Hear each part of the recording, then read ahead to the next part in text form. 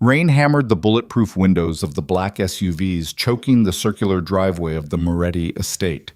Inside that fortress of marble and blood money, Elena Hart stood frozen in a hallway that smelled like expensive cologne and old violence, staring into the eyes of the man who would either save her life or destroy it completely. Lucien Moretti, the name whispered in back rooms where bodies disappeared, had his hand wrapped around her wrist, and for reasons she couldn't explain, she wasn't pulling away. "You don't belong here," he said, voice low and dangerous. She should have run. Instead, she stayed. If you want to see how a Brooklyn bookstore girl survives falling in love with New York's most feared mafia boss, stay with me until the end. Hit that like button and drop a comment with your city so I can see how far this story travels. Ishang. The invitation arrived 3 days before Elena's world collapsed. Her cousin Maya pressed the heavy black envelope into her hands during their usual Tuesday coffee meetup at the small cafe 2 blocks from the bookstore where Elena worked. The paper felt expensive, wrong, like something that didn't belong in Elena's cramped studio apartment with its peeling paint and radiator that clanked all winter. "You have to come with me," Maya said, pushing her designer sunglasses up into her hair. Everything about Maya screamed money, the kind of money that came from marrying into one of New York's established families, the kind Elena would never understand. "It's at the Moretti estate. Everyone who matters will be there." Elena turned the envelope over in her hands. No return address, just her name written in gold script that probably cost more than her weekly paycheck. "I don't know anyone who matters," Elena said quietly. "You know me." Maya leaned forward, her perfectly manicured nails tapping against the table. "Please, Elle, I need you there. Richard's going to be working the room all night, and I can't stand being alone in a crowd of sharks." That was how Maya always described her husband's world. Sharks, predators, men in expensive suits who smiled with too many teeth. Elena should have said no. She almost did. But Maya had been there during the worst year of Elena's life, after the accident that killed her parents, when grief felt like drowning in dark water with no surface in sight. Maya showed up with food, with silence, with the kind of friendship that didn't require words. So Elena said yes. Now standing outside the Moretti mansion 3 nights later, rain soaking through her second-hand dress, Elena realized she'd made a terrible mistake. The estate rose from the cliffs like something out of a Gothic novel, all sharp angles and tall windows that glowed gold against the storm. Security guards in black suits stood at every entrance, their faces blank, their hands never far from their jackets. Expensive cars lined the driveway. Women in diamonds and furs rushed from car doors to the covered entrance, laughing like the rain was just another inconvenience money could fix. Elena didn't belong here. She knew it. They would know it the second she stepped inside. Maya grabbed her arm before she could retreat. "Don't even think about running. I should go home." "You promised." Maya pulled her toward the entrance where a security guard was checking names against a tablet. "Besides, you look beautiful. Stop doubting yourself." Elena didn't feel beautiful. She felt like an imposter in a dress that didn't fit right, with hair that had already started frizzing in the humidity, surrounded by people who probably spent more on shoes than she made in a month. Inside was worse. The entrance hall stretched up 3 stories, dominated by a massive chandelier that threw fractured light across marble floors and oil paintings of dead men in expensive frames. Music drifted from somewhere deeper in the house, live jazz, sophisticated and smooth. Waiters moved through clusters of guests carrying champagne on silver trays. Everyone looked comfortable here. Everyone except Elena. "I'll find Richard," Maya said, already scanning the crowd. "Stay close." But the crowd swallowed Maya within seconds, and Elena found herself alone in a sea of strangers who spoke in low voices about things she didn't understand. Business deals, political favors, offshore accounts, conversations that felt dangerous even to overhear. She pressed against the wall, trying to make herself invisible. It almost worked. Then a man in a gray suit looked at her. Really looked. And Elena saw the exact moment he cataloged everything about her. Cheap dress, wrong shoes, no jewelry except the simple silver chain her mother left her. His eyes dismissed her before moving on, and somehow that felt worse than if he'd said something cruel out loud. Elena needed air. She slipped away from the main room, following a hallway that seemed quieter, less crowded. Her heels clicked against marble that probably cost more per square foot than her entire apartment. Doors lined both sides, all closed, all probably leading to rooms she had no business entering. She should have turned around. She meant to. But then she heard raised voices behind one of the doors, and curiosity pulled her closer. "Don't care what excuse you have." The voice was male, cold, precise. "You move product through my territory, you pay the tax. That's how this works. The Italians are bleeding us dry. Then you should have thought about that before you tried to undercut me." Elena's heart hammered. She needed to leave. Now. But her feet wouldn't move. "Please, Mr. Moretti, give me one more month." The sound that followed made Elena's blood freeze. Not a gunshot. Worse. A wet, heavy thud. Then silence. She stumbled backward, her shoulder hitting the wall. The door opened. A man stepped out, tall, broad-shouldered, wiping his hands on a cloth that came away red. He looked up and saw her. Elena couldn't breathe. She knew this man. Everyone in New York knew this man, even if they'd never seen him. Lucien Moretti. The name spoken in whispers. The boss who rebuilt his father's empire from ashes and made it more powerful, more feared than ever before. His eyes locked on hers. Dark eyes, empty of warmth, the kind of eyes that had seen too much violence to ever look fully human again. Elena turned to run.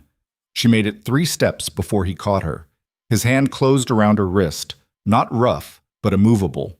He spun her around so fast her back hit the wall, and suddenly he was right there, close enough that she could smell expensive cologne mixed with something metallic that made her stomach turn. "You shouldn't be here," he said quietly. "I'm sorry. I didn't see anything. I swear. What's your name?" The question threw her. She expected threats, violence, maybe the same wet sound she'd heard through the door, not this calm, measured curiosity. "Elena?" she whispered. "Elena what?" "Heart." He studied her face like he was memorizing it, looking for lies, looking for danger. She must have passed some test because after a long moment, he released her wrist. "Who brought you?" "My cousin, Maya Castellano." Something shifted in his expression. Not quite recognition, but close. "Castellano, Richard's wife." Elena nodded. "You're not part of this world," Lucien said. It wasn't a question. "No." "Then why are you here?" "Because she asked me to come." He almost smiled. Almost. "Bad reason to walk into a den of wolves." Elena's throat was dry. "I'm starting to realize that." For a moment, neither of them moved. The hallway felt too small, too warm. Elena could hear her pulse in her ears, could feel the weight of his attention like something physical. Then voices echoed from the main room, laughter, music swelling, and Lucien stepped back. "Go back to the party," he said. "Don't wander off again." She should have run, should have grabbed Maya and left immediately, but something in his voice stopped her. Not a threat. Almost concern? "What happened in there?" Elena asked before she could stop herself. Lucien's expression went cold again. "Nothing that concerns you." Someone was begging, "Elena!" Her name in his mouth felt like a warning and something else she couldn't identify. "Go back to the party. Forget you were here. Forget you heard anything." "I can't just—" "You can. You will." He moved closer again, and Elena's breath caught. "Because if you don't, if you say one word about what you heard tonight, I can't protect you from the consequences. Do you understand?" She understood. She understood that this man was dangerous, that she'd stumbled into something far beyond her comprehension, that the smart thing was to nod and run. So she nodded. But she didn't run. Not yet. "Why would you protect me?" she asked. The question seemed to surprise him. He tilted his head slightly, studying her with those dark, unreadable eyes. "I don't know," he said finally. Then he walked away, disappearing through a door at the end of the hallway, leaving Elena alone with her racing heart and the knowledge that she'd just looked into the eyes of a monster and somehow survived. But Elena found Maya 20 minutes later standing near the bar with a champagne flute and a practiced smile that didn't reach her eyes. "There you are. Maya said, relief flooding her face. I thought you left. Almost did. Richard's stuck in some endless conversation about shipping routes. Want to get out of here? Yes. Every part of Elena screamed yes. But before she could answer, the crowd shifted, conversations dying like someone had cut the music. Elena turned. Lucien Moretti stood at the top of the grand staircase. He'd changed clothes. The shirt that had been flecked with red was gone, replaced by a pristine black suit that probably cost more than Elena's car. His hair was still damp like he'd showered. He looked powerful, untouchable. Every inch the king of an empire built on fear. He descended the stairs slowly, and the crowd parted for him like water. That's him, Maya whispered. Lucien Moretti, the boss himself. I know, Elena said quietly. He never comes to these things. Richard says he hates public events. Elena watched as Lucien moved through the crowd, accepting greetings with subtle nods, not quite smiling. Men who probably terrified their own subordinates looked at him with something close to fear. Women watched him with interest that felt dangerous. He was magnetic, terrifying, impossible to look away from. Then his eyes found Elena across the room. The air left her lungs. He didn't approach, didn't acknowledge her beyond that one long look. But something passed between them. Recognition, warning, something that made Elena's skin feel too tight. Oh my God, Maya breathed. Did he just look at you? No. He definitely just looked at you. You're seeing things. But Maya was right. And worse, Elena could feel other people noticing. Women in expensive dresses turning to see who had caught Lucien Moretti's attention. Men frowning like they were trying to place her face. We should go, Elena said urgently. In a minute, I need to say goodbye to… Now, Maya, please. Something in Elena's voice must have communicated the panic building in her chest, because Maya set down her champagne and nodded. They were halfway to the door when a hand touched Elena's shoulder. She spun around, expecting security. Instead, she found an older woman with silver hair and diamonds that probably required their own insurance policy. Forgive me, the woman said with a smile that didn't reach her eyes, but I don't believe we've met. I know everyone in our circle, and you're new. I'm nobody, Elena said quickly. Just a guest. Nobody catches Lucien's eye. The woman's smile sharpened. So clearly you're somebody. I'm Vivian Castellano, Richard's mother. Maya went rigid beside her.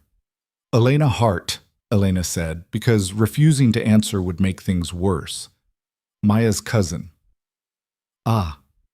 Vivian's gaze swept over Elena, cataloging everything the same way that man had earlier. You're the one who works in that little bookstore in Brooklyn. Maya has mentioned you. The way she said little bookstore made it sound like something quaint, insignificant. Yes, Elena said. How charming. Vivian turned to Maya. Darling, your husband is looking for you. Something about needing to leave early. It was a dismissal wrapped in politeness. Maya recognized it too. She squeezed Elena's hand once, solidarity, before disappearing into the crowd, leaving Elena alone with a woman who looked at her like she was a problem that needed solving. A word of advice, Vivian said quietly, stepping closer. Men like Lucien Moretti don't notice girls like you because they're interested in conversation. They notice you because they see something they want to possess. And once they possess it, they break it. Do you understand what I'm telling you? I'm not… You think you're special because he looked at you? Vivian's voice stayed low, friendly even, but the words cut like knives. You're not. You're just new, fresh, different from the usual women who throw themselves at him. But that novelty wears off quickly, and when it does, you'll be discarded, if you're lucky. Elena's hands were shaking. She clenched them into fists. I'm not interested in Lucien Moretti. Good, keep it that way. Vivian patted her shoulder like they were friends. Go back to your bookstore, Elena. Go back to your simple little life. You'll be much happier. Then she walked away, leaving Elena standing alone in a room full of dangerous people, feeling smaller than she'd ever felt in her life. Elena didn't sleep that night. She lay in her narrow bed, staring at the ceiling, replaying every moment in her head. The hallway. The door. The blood on Lucien's hands. The way he'd looked at her across the crowded room. She should report what she'd heard. She knew that. But who would she tell? The police? In a city where half the department was probably on the Moretti payroll? And what had she actually witnessed? A raised voice? A thud? Nothing concrete. Nothing that wouldn't get twisted into her being a hysterical girl who imagined things. Besides, Lucienne was right. She didn't belong in that world. She belonged here, in her small apartment with her simple job and her quiet life. Safe. Invisible. That's what she told herself. She almost believed it, until the flowers arrived. Elena was opening the bookstore the next morning, still exhausted, when a delivery van pulled up outside. The driver carried in an arrangement so large it barely fit through the door. White roses and orchids in a crystal vase that probably cost more than Elena's rent. "Delivery for Elena Hart," the driver said. Her hands shook as she signed for them. There was a card tucked between the flowers. Heavy paper, gold edging. She opened it. "You forgot this world exists. The world hasn't forgotten you." L. Elena's breath caught. No, this wasn't happening. She threw the card in the trash, shoved the flowers into the back room, and tried to focus on work. Customers came and went. She rang up sales. She recommended books. She pretended everything was normal. The flowers arrived again the next day. And the next. Always the same. White roses and orchids. Always a different card with a different message. "You look terrified. I should feel guilty." "I don't. Everyone in that room was performing. You weren't. That's dangerous. Stop throwing the cards away. I know you are." By the fourth day, Elena's boss, Mrs. Chen, pulled her aside. "Who's sending these?" she asked, eyeing the latest arrangement filling the small office. "Nobody," Elena said. "Nobody with expensive taste." Mrs. Chen wasn't stupid. She'd run this bookstore for 30 years in a city where you learn to read between lines. "Is this somebody you want attention from?" Elena didn't know how to answer that, because the truth was complicated. She should be terrified. She was terrified. This man was dangerous, violent, everything she should run from. But something about the messages felt different than she expected. Not threatening, not possessive, almost curious. Like he was studying her, trying to understand why he couldn't stop thinking about the girl in the wrong dress who'd stumbled into his hallway. "I don't know," Elena admitted. Mrs. Chen sighed. "Well, you better figure it out, because men who send flowers like these don't give up easily." That night, Elena broke her own rule. She kept the card. "You should be running. Why aren't you?" She stared at the message for a long time, tracing the handwritten letters. Because these weren't typed. Someone, Lucien, had written them himself. Her phone buzzed. "Maya, are you okay? Richard's mother mentioned you met Lucien Moretti. Please tell me you're being careful." Elena typed and deleted 3 responses before settling on, "I'm fine. It was nothing." But it wasn't nothing. And it didn't stop. The flowers kept coming. The cards kept arriving. And Elena, despite every rational part of her brain screaming to throw them all away, started keeping them. 7 cards, 7 days, 7 messages that felt like someone was slowly peeling back layers of her life to see what was underneath. Then on the 8th day, the flowers didn't come. Elena told herself she was relieved. She was lying. She was closing the bookstore that evening when the black SUV pulled up outside. Her heart stopped. The back door opened. Lucien Moretti stepped out. He wore a dark coat against the October chill, hands in his pockets, looking completely out of place on this quiet Brooklyn street with its worn sidewalks and corner bodegas. But he didn't look uncomfortable. He looked exactly like what he was. A man who owned every space he entered. He walked to the door. Elena's hand hovered over the lock. She should lock it, should call someone, should do literally anything except what she did. She opened the door. "You stopped throwing the cards away," Lucien said. Not a question. "How do you know that?" "Because you're still here. If you'd thrown them away, you would have quit your job, moved apartments, disappeared." He tilted his head slightly. "You didn't." "Maybe I don't have anywhere else to go." "Everyone has somewhere else to go. You chose to stay." Elena's pulse hammered. "What do you want?" "To talk." "We're talking." "Not here." He glanced past her into the small bookstore with its creaking floors and overstuffed shelves. There's a cafe 3 blocks away. Public. Safe. You can leave whenever you want. I don't know you. No. But you're curious about me. Otherwise, you would have called the police after the party. His dark eyes held hers. So let me buy you coffee, Elena. 1 hour. Then I'll disappear if that's what you want. Everything in her screamed this was a mistake, but she grabbed her coat anyway. The cafe was exactly what Lucien promised. Public, warm, filled with college students hunched over laptops. Normal. Safe. Elena ordered tea. Lucien ordered nothing. They sat across from each other in a corner booth, and Elena realized she had no idea what to say to a man like this. You're not what I expected, Lucien said finally. What did you expect? Fear, more questions, demands for explanations. He leaned back, studying her with that same intensity he'd had in the hallway. Instead, you're just quiet. I'm always quiet. Even when you're terrified? Especially then. Something almost like a smile crossed his face. Smart. Is that why you're here? Because I didn't scream? I'm here because I can't stop thinking about you. He said it like he was confessing to something shameful. Which is inconvenient. Elena's hands tightened around her tea. I'm nobody. You keep saying that. It's not true. You don't know anything about me. I know you work in a bookstore that barely breaks even. I know you live alone in a studio apartment in Prospect Heights. I know your parents died 3 years ago in a car accident on the I-95. I know you have no siblings, no close friends except Maya, and you spend most nights reading until you fall asleep with the light on. Ice flooded Elena's veins. You investigated me. Of course I did. That's standard procedure. His voice stayed calm. Someone sees something they shouldn't. I need to know who they are, whether they're a threat. And am I a threat? No. He leaned forward. You're something much more complicated. What does that mean? It means you looked at me that night and you weren't impressed. You weren't trying to get my attention or climb some social ladder. You were just scared, honest, real. His jaw tightened. I've spent 15 years surrounded by people who perform every second of their lives. You don't know how. Elena's throat was tight.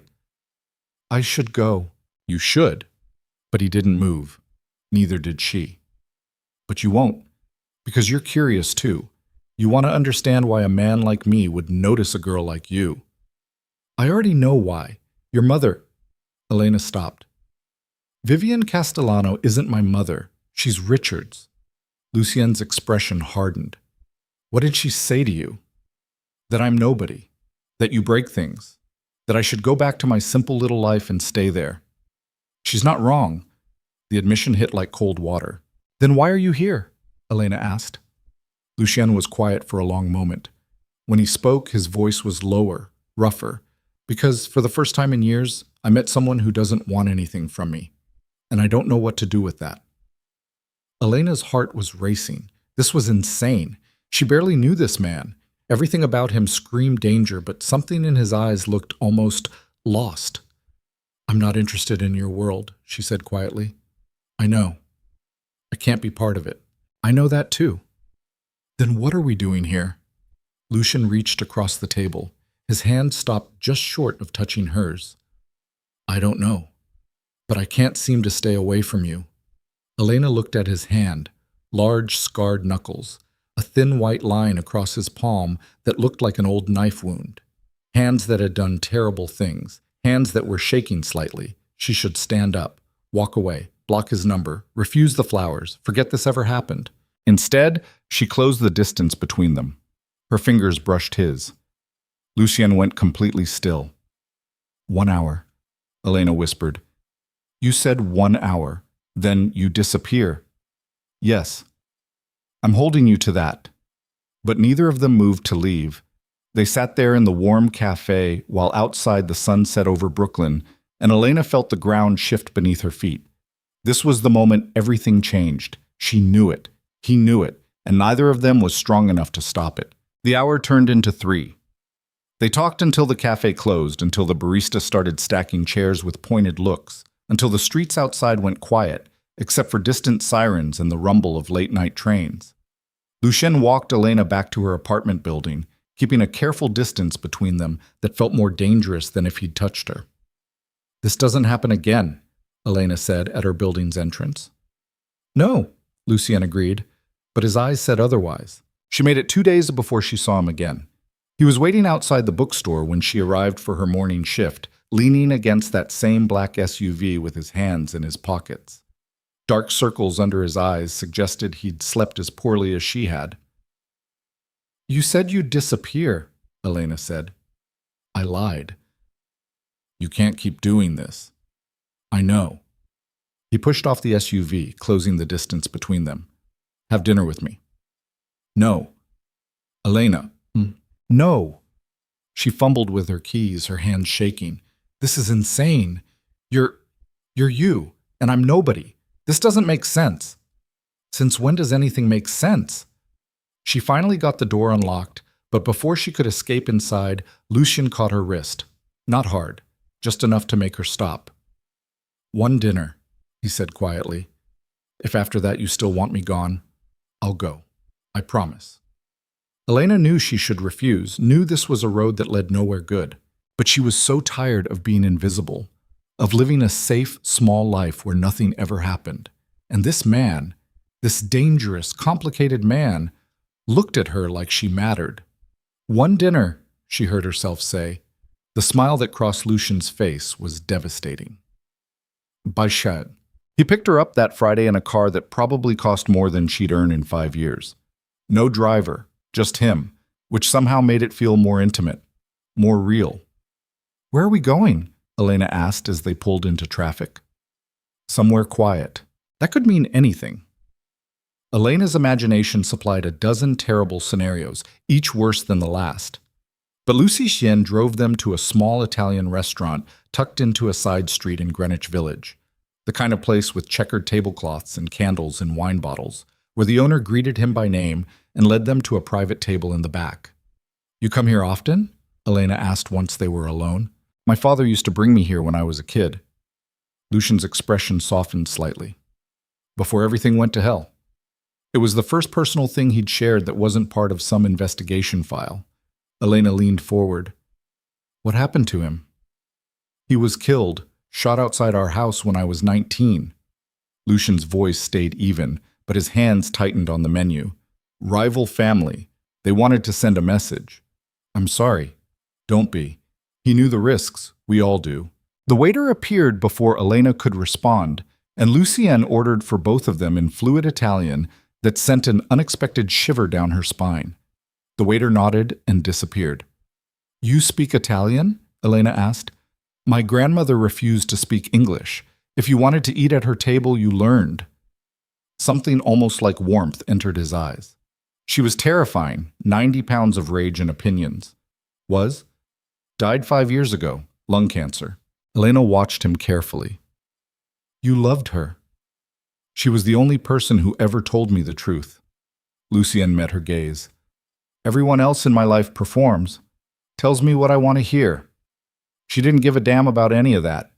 If I was being an idiot, she'd say so." "Sounds like my mother." "Tell me about her." So Elena did. She talked about her mother's terrible singing voice, about Sunday mornings at the farmer's market, about the way she'd always kept a book in her purse for unexpected moments. She talked about her father's quiet strength, his terrible jokes, the way he'd loved her mother like she was the only woman in the world. And Lucien listened like every word mattered. The food arrived, pasta that melted on her tongue, wine that tasted like dark cherries and summer nights. They talked through dinner, through dessert, through coffee, about books and movies and the strange loneliness of living in a city full of millions of people. For 3 hours, Lucien wasn't a mafia boss, and Elena wasn't nobody. They were just two people trying to figure out why they couldn't stop thinking about each other. "I should take you home," Lucien said finally, though he made no move to stand. "You should." But neither of them moved. "This is dangerous," Elena said quietly. "Whatever this is." "I know. People like me don't survive in your world." "No," Lucien agreed. "They don't." Then why are we doing this? He reached across the table, his fingers brushing hers. Because I'm tired of surviving, and you make me want to live. The honesty in his voice broke something open in Elena's chest. Take me home, she whispered. He did, but he kissed her first. Outside her building, under the weak streetlight, Lucien pulled her close and kissed her like she was oxygen and he'd been drowning. Elena kissed him back, her hands fisting in his jacket, every rational thought dissolving into heat and want, and the terrifying knowledge that she was falling for someone who could destroy her. When they finally broke apart, both breathing hard, Lucien pressed his forehead against hers. This changes things, he said. I know. My world, it's not kind to the people I care about. I know that too. Elena? She kissed him again to stop the warning she knew was coming. Then she pulled back, her hand on the door handle. Good night, Lucien. She made it inside before her knees gave out.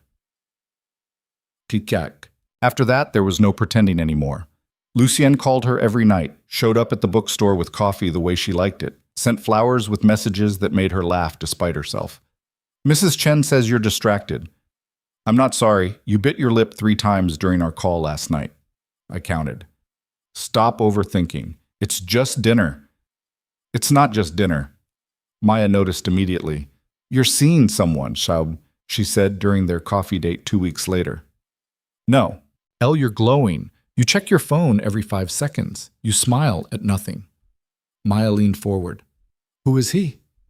Elena couldn't tell her, wouldn't tell her, because the moment she said his name out loud, this fragile thing between them would become real, dangerous, subject to everyone's opinions and warnings.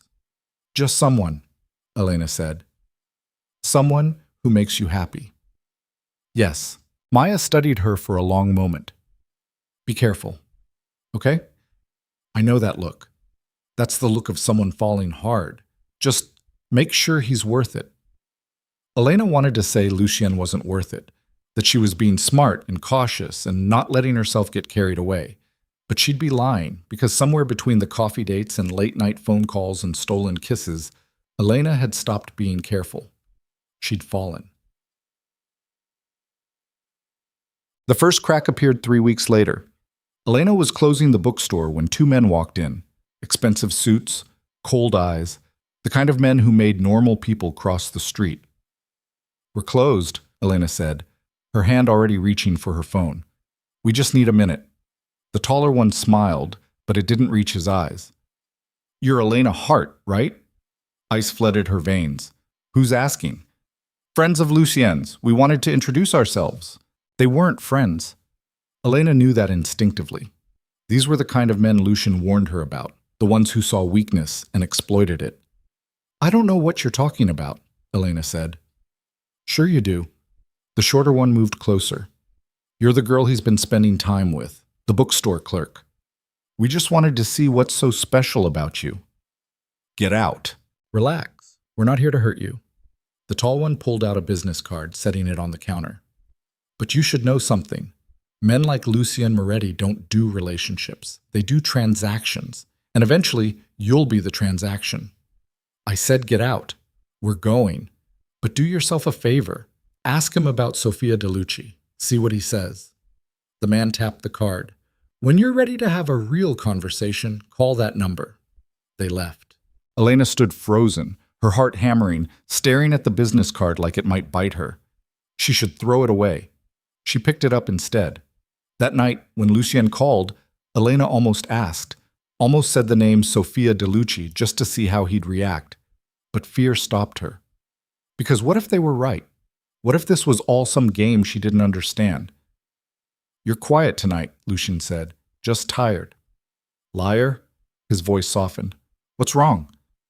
Nothing. Elena. I said nothing. Silence stretched between them. Then Lucien sighed. I'll be there in 20 minutes. You don't have to. But he'd already hung up. He arrived in 15, letting himself into her apartment like he'd been doing it for years instead of weeks. Elena was curled on her couch, still in her work clothes, holding a cup of tea that had gone cold. Lucien sat beside her, not touching, just present. Talk to me, he said quietly. So she did. She told him about the men, about their warnings, about the business card currently burning a hole in her kitchen drawer. She watched his expression go from concerned to furious to something darker. "Did they hurt you?" he asked. "No." "Did they touch you?" "No, but what did they look like?" Elena described them. With each detail, Lucian's jaw tightened further. "Rossetti's men," he said finally. "Angelo's crew." "Who?" "Someone trying to send me a message." Lucian stood, pacing her small living room like a caged animal. "By going after you." "I'm not part of this." "You are now." He turned to face her. "The moment I kissed you, the moment I couldn't stay away, you became part of this. And people noticed." "So what does that mean?" "It means I need to make it very clear that you're protected." His hands clenched into fists. "It means I need to have a conversation with Angelo Rossetti that ends with him understanding exactly what happens to people who threaten what's mine." The possessiveness in his voice should have scared her. It didn't. "Who's Sofia DeLucci?" Elena asked instead. Lucien went completely still. "What?" "They told me to ask you about her." For a long moment he didn't answer. Then he sank back onto the couch, his head in his hands. "She was someone I cared about," he said finally. 5 years ago, before I took over the family business. "What happened to her?" "She died." His voice was hollow. "Caught in the crossfire during a territorial dispute. Wrong place, wrong time. She wasn't part of my world, but she paid the price anyway." Elena's chest tightened. "That's why you kept trying to warn me off." "Yes. You think I'll end up like her." "I think my world destroys beautiful things." Lucien looked up, his eyes haunted. "And you're the most beautiful thing I've found in years." Elena moved closer, taking his face in her hands. "I'm not her." "I know. And I'm not running." "You should." "Too bad." She kissed him softly. "You're stuck with me." Lucien pulled her into his lap, holding her like she might disappear. "This is insane." "I know. You're going to get hurt. Maybe. But maybe I won't." She pulled back to look at him. "Maybe we figure out how to make this work." "There's no blueprint for this, Elena. I don't know how to protect you and keep you close at the same time." "So we learn." He kissed her then, desperate, almost rough, like he was trying to memorize the taste of her. Elena melted into him, her fingers tangling in his hair, all her fears dissolving into the certainty that this, him, was worth the risk. When they finally broke apart, Lucien's expression had shifted into something harder. "I need to handle Rossetti," he said. "What does that mean?" "It means you don't leave your apartment alone for the next few days. It means I'm putting security on you whether you like it or not. And it means I'm going to make it very clear that you're untouchable." "Lucien, this isn't negotiable." His voice went cold. "They came after you to get to me. That doesn't happen again." Elena wanted to argue, wanted to say she didn't need protection, didn't want to live in fear, but she'd seen the violence in his eyes when he talked about Sofia. She'd heard the weight in his voice when he said mine. This was the reality of loving a man like Lucien Moretti. "Okay," she said quietly. He stayed with her that night. Not sex, just presence. He held her in her narrow bed while she drifted in and out of sleep, and every time she woke, he was there, watching her like he was memorizing every detail. "What are you thinking?" she whispered around 3 a.m. "That I should let you go." "But you won't." "No." His arms tightened around her. "I'm too selfish for that." Elena turned in his arms, pressing her face against his chest. She could hear his heartbeat, steady, strong, alive. "I'm scared," she admitted. "Good. Fear keeps you careful." "Are you scared?" Lucien was quiet for a long moment. Terrified. Something about that admission made Elena feel less alone. They fell asleep tangled together as the city hummed outside her window. On a check, security appeared the next morning. 2 men in dark suits who introduced themselves as Marcus and James, then proceeded to follow Elena everywhere, to work, to the grocery store, even to the bathroom, though they at least waited outside. Mrs. Chen took one look at them and pulled Elena into the back room. "What kind of trouble are you in?" she asked. "I'm not." "Don't lie to me, girl. I've lived in this city long enough to recognize muscle when I see it." She gripped Elena's shoulders. Whatever you're mixed up in, be smart. These men, they protect valuable things, which means someone powerful thinks you're valuable. It's complicated. It always is, Mrs. Chen sighed. Just promise me you know what you're doing. Elena wanted to promise that. Wanted to say she had everything under control. But she'd be lying. I'm trying, she said instead. That night, Lucien called from an unknown number. Don't use your regular phone for the next week, he said without preamble. I'm having it checked for bugs. You think they're listening? I think Rossetti is smarter than I gave him credit for, and I'm not taking chances. His voice softened slightly. How are you holding up? Your security detail is very thorough. Good. They're supposed to be. Lucien, this is insane. I can't live like this. It's temporary, just until I handle things. How are you handling things? Silence.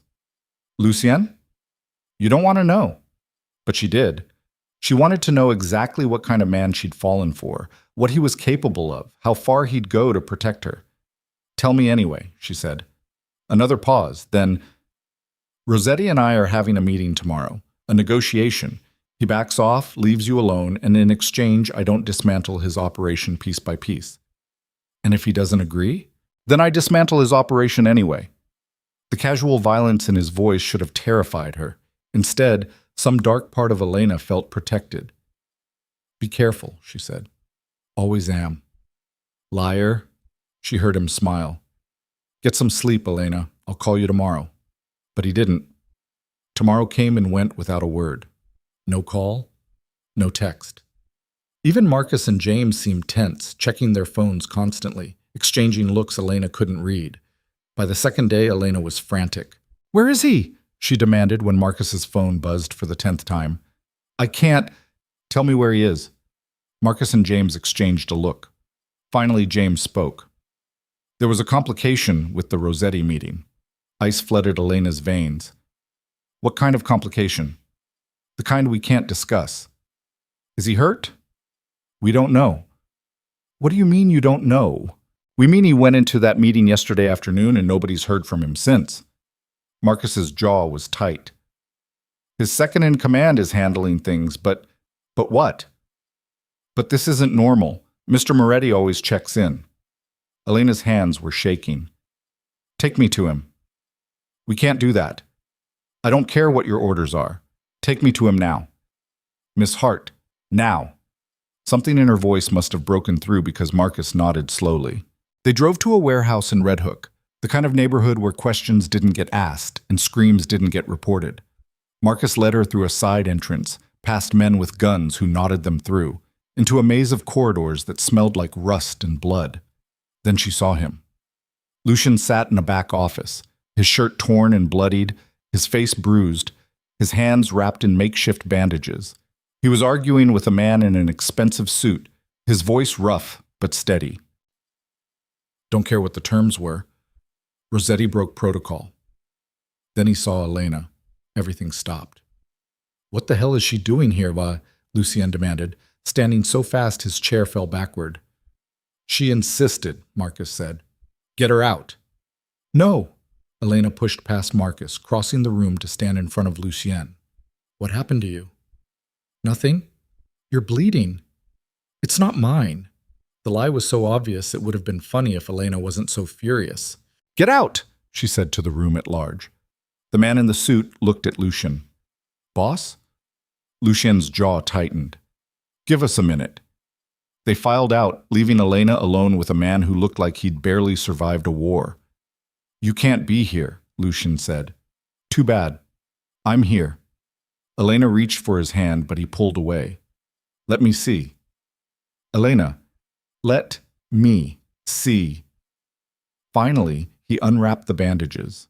His knuckles were split open, bruised dark purple, defensive wounds mixed with offensive ones. Elena's throat went tight. What happened? She asked quietly. Rossetti didn't want to negotiate. So you fought him? His men jumped me on the way out. Ambush. Lucien's voice was flat. I handled it. This is handling it? I'm alive. They're not. That's handling it. The casual admission made Elena's stomach turn. You killed them. Yes. How many? Does it matter? Yes.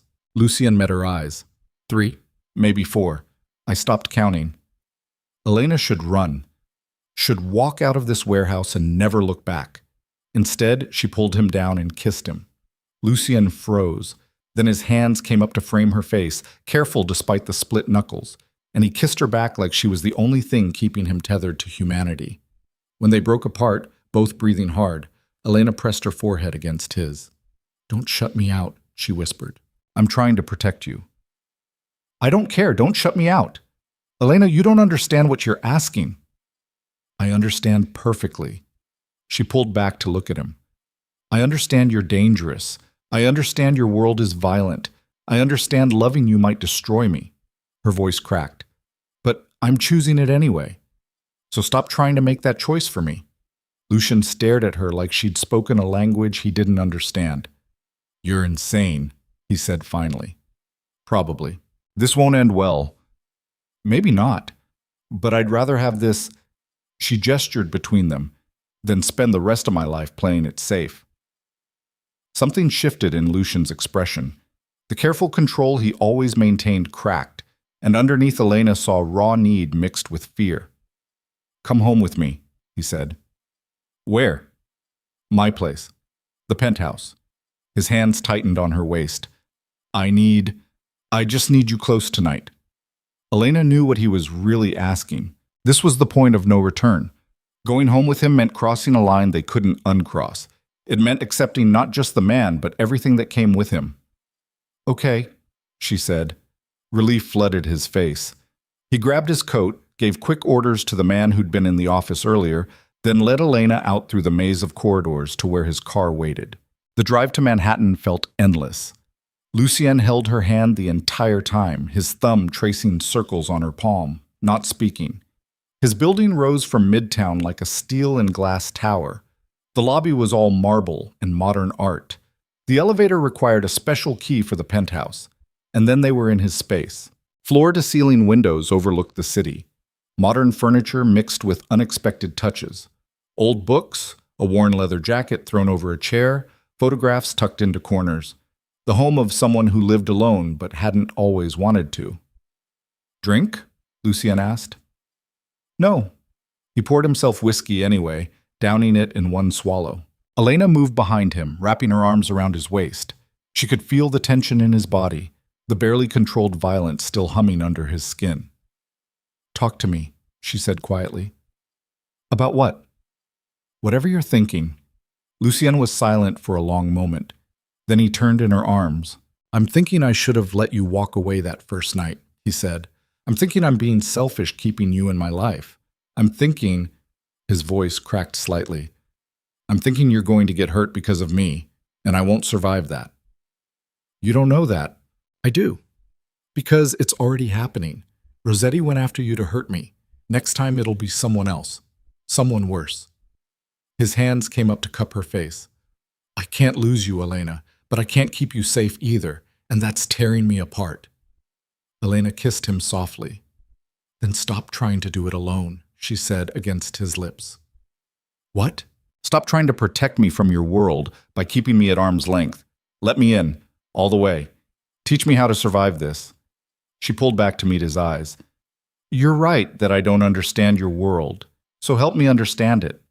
That's not, I'm stronger than you think. I know how strong you are. That's not the point." "Then what is?" Lucien's expression twisted with something that looked like pain. "The point is, I love you. And love makes you vulnerable. And in my world, vulnerable means dead." The confession hung between them. Elena's heart stopped, restarted. "Say that again," she whispered. "Which part?" "The part where you love me." Lucien closed his eyes. "I love you. I've loved you since that first night when you looked at me like I was just a man instead of a monster. And it's the most terrifying thing I've ever felt." Elena felt tears slip down her cheeks. "I love you too," she said. When Lucien kissed her this time, it wasn't gentle. It was desperate, consuming, like he was trying to crawl inside her skin and stay there. Elena kissed him back with the same intensity, her hands fisting in his shirt, pulling him closer. They stumbled toward the bedroom, shedding clothes between kisses. Lucienne's hands were everywhere, her hair, her waist, her hips, mapping every inch of her like he was afraid she'd disappear. When they finally fell into bed together, wrapped around each other with the city lights painting patterns across their skin, Elena felt the last of her walls crumble completely. This was it. The point of no return. She'd given her heart to the most dangerous man in New York, and there was no taking it back. Lucien held her afterward, his arms wrapped tight around her, his face buried in her hair. "I'll protect you," he whispered. "Whatever it takes. I'll keep you safe." Elena wanted to believe him, but somewhere in the back of her mind she heard Vivian Castellano's warning. They break things. And Elena wondered if she'd just handed Lucien Moretti the weapon that would eventually destroy them both. Bonsic. She woke to sunlight streaming through floor-to-ceiling windows and Lucien's phone buzzing insistently from the nightstand. He grabbed it without opening his eyes. "What?" Elena couldn't hear the response, but she watched Lucien's entire body go rigid. "When?" His voice went cold, dangerous. "How many?" A pause. "I'll be there in 20 minutes." He hung up and sat up, running a hand through his hair. "What's wrong?" Elena asked. Rossetti retaliated. Lucien was already moving, pulling on clothes with mechanical efficiency. "Hit one of my warehouses. Killed 2 of my men." "Oh, God. I need to go." He leaned down, kissing her hard. "Stay here. Don't leave the building. Don't answer the door for anyone except Marcus or James. Understand?" "Lucien, do you understand?" The intensity in his eyes made her nod. "Good." He pulled on his jacket. "I'll call you when I can." Then he was gone, leaving Elena alone in his enormous penthouse with the smell of their bodies still on the sheets, and the terrifying knowledge that the war she'd stepped into the middle of had just escalated beyond anything she could control. She curled back under the covers, Lucien's scent surrounding her, and tried not to think about how many people might die today because of the love neither of them had been strong enough to walk away from. Outside, the city hummed its usual song, unaware, uncaring, indifferent to the small human drama playing out in the spaces between power and violence and desperate, impossible love. Elena stayed in the penthouse for 3 days. Marcus brought her clothes from her apartment. James stood guard outside the door. Lucien called when he could. Brief, tense conversations that told her nothing except that he was alive and the situation was getting worse. On the 4th day, Maya showed up. Elena heard the shouting in the hallway before Marcus opened the door, his expression apologetic. "She won't leave," he said. "Claims she's family." Maya pushed past him, designer bag swinging, fury radiating from every pore. "What the hell is going on, Elena?" "Maya, you shouldn't be here." "I've been calling you for days. Your apartment is empty. Mrs. Chen says you haven't been to work." Maya's eyes swept the penthouse, landing on the expensive furniture, the city view, the unmistakable signs that someone lived here. "Whose place is this?" Elena's throat went tight. "It's complicated." "That's not an answer." Maya moved closer, her voice dropping. "Richard's been on edge all week. Something big is happening with the families. People are getting hurt. And you disappear into thin air?" "I'm safe. Are you?" Maya grabbed her shoulders. "Because from where I'm standing, you look terrified." She was right. Elena had barely slept, jumping at every sound, checking her phone obsessively for updates from Lucien that never came with enough detail to calm the fear eating her alive. "I'm with someone," Elena said finally. "Who?" The answer stuck in her throat. Because saying his name would make it real, would open this fragile thing between them to judgment and warning and all the reasons it could never work. But Maya deserved the truth. "Lucien Moretti," Elena whispered. Maya went completely still. "Tell me you're joking." "I'm not." "Elena." Maya's hands dropped. "Do you have any idea what you've done?" "I know it's dangerous." "Dangerous?" Maya laughed, the sound brittle. "Dangerous is dating a guy with a gambling problem. This is suicide. You don't understand. I understand perfectly. He's the most powerful crime boss on the East Coast. He's got enemies everywhere. And you," she gestured at Elena, "you're a weapon they can use against him." "I'm not." "You are. The moment you got involved with him, you painted a target on your back. Maya's voice cracked. God, Elle, what were you thinking? I wasn't thinking. I was feeling. Elena's hands clenched into fists. For the first time in years, I felt something other than grief and loneliness. He makes me feel alive. He's going to get you killed. Maybe, but that's my choice. Maya stared at her like she was looking at a stranger. I can't watch you do this. Then don't. The words came out harsher than Elena intended.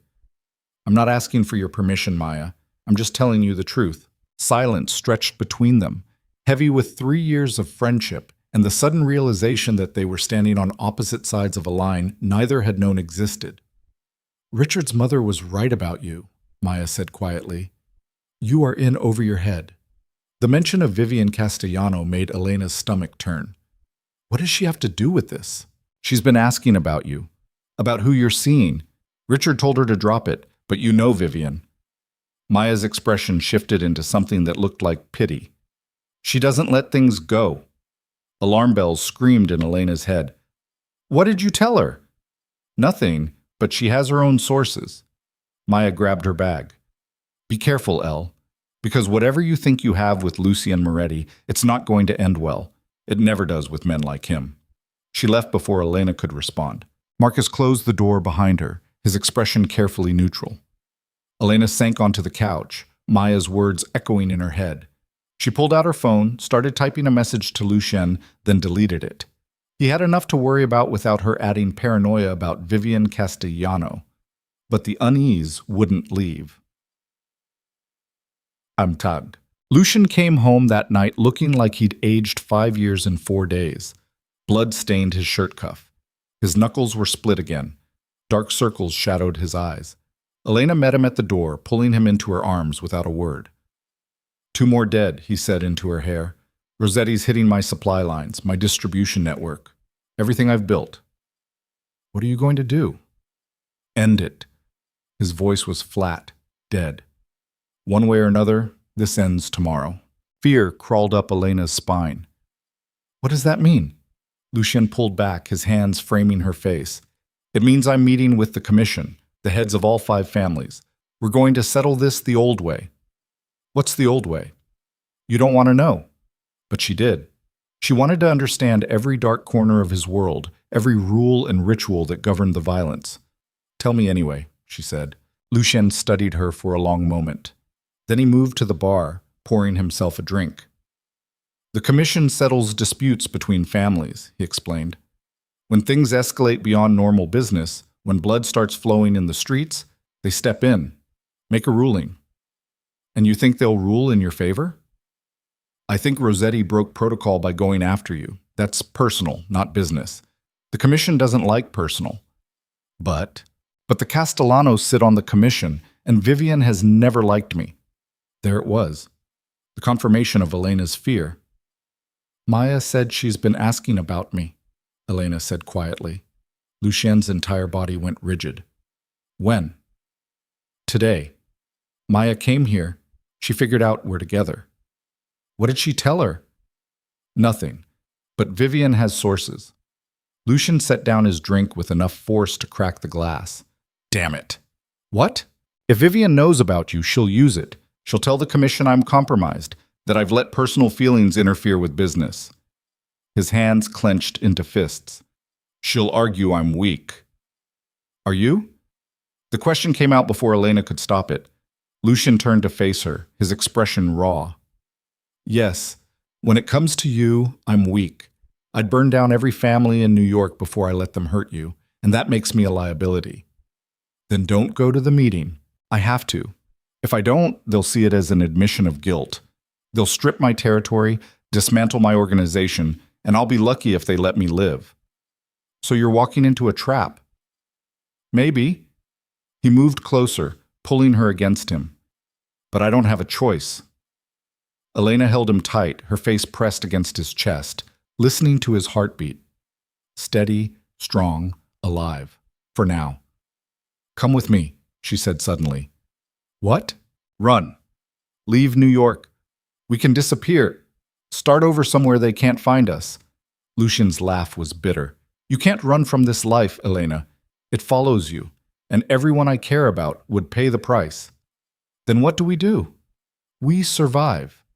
He tilted her chin up, kissing her slowly. And we trust that I'm smarter than Vivian Castellano thinks I am. But the fear in his eyes suggested he wasn't sure that was true. Set. The next morning, Lucien left before dawn. Elena woke to an empty bed and a note on the pillow. Stay here. Don't leave. Don't answer the door for anyone except Marcus. I love you. L. She clutched the note like it was a lifeline. Hours crawled past. Elena paced the penthouse, called Lucien's phone a dozen times, got voicemail every time. Marcus stood outside the door, silent and immovable. Then, around noon, everything went wrong. The power cut out. Elena was in the kitchen when the lights died, plunging the penthouse into dim gray light from the windows. Her heart kicked into overdrive. Marcus? She called. No answer. She moved toward the door, her hand reaching for the handle. It opened before she touched it. But it wasn't Marcus. 3 men in black tactical gear flooded into the penthouse, moving with military precision. Elena tried to scream, but one of them clamped a hand over her mouth. Another grabbed her arms, and suddenly she was being dragged backward. She fought, kicked, bit down hard on the hand covering her mouth until she tasted blood. The man swore, yanking his hand back, and Elena screamed, "Lucien, help!" Something hard hit the back of her head. The world went dark. She woke to the smell of mildew and old concrete. Elena's head throbbed. Her wrists burned where zip ties cut into her skin. She was sitting in a metal chair in what looked like an abandoned warehouse, lit by a single bare bulb hanging from the ceiling. Panic clawed at her throat. She's awake. Elena's head snapped up. A man stepped out of the shadows. Expensive suit, gray hair, cold smile. She recognized him from somewhere, but her concussed brain couldn't place where.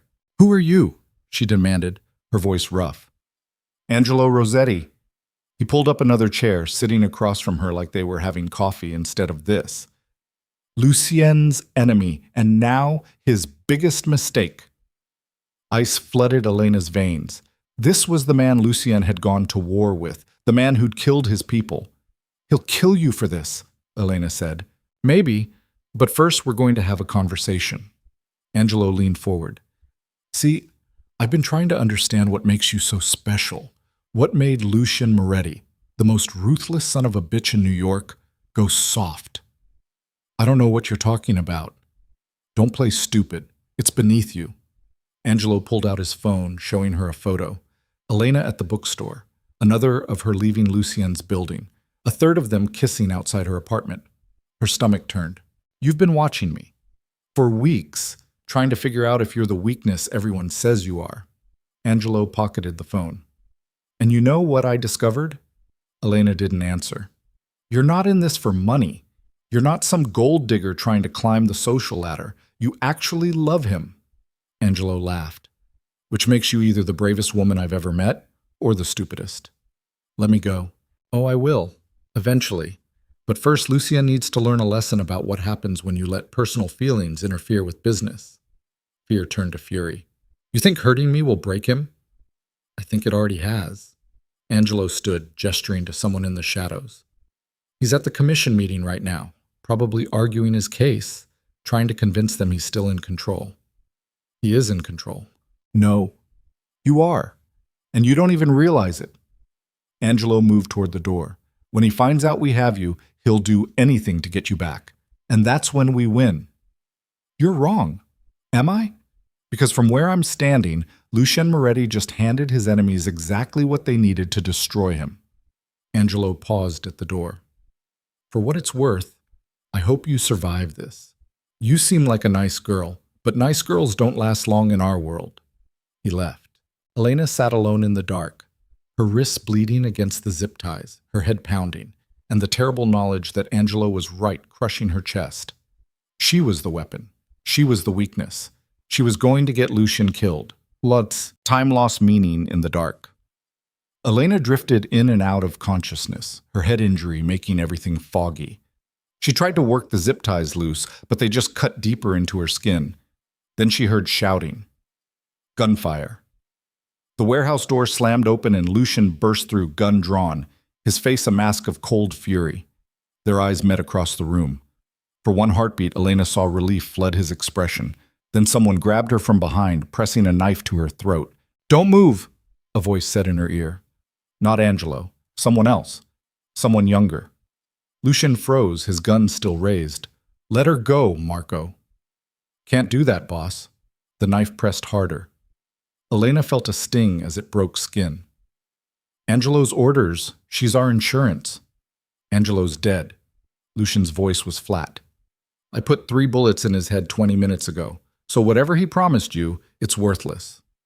The man behind Elena, Marco, hesitated. "You're lying." "Call him. Go ahead."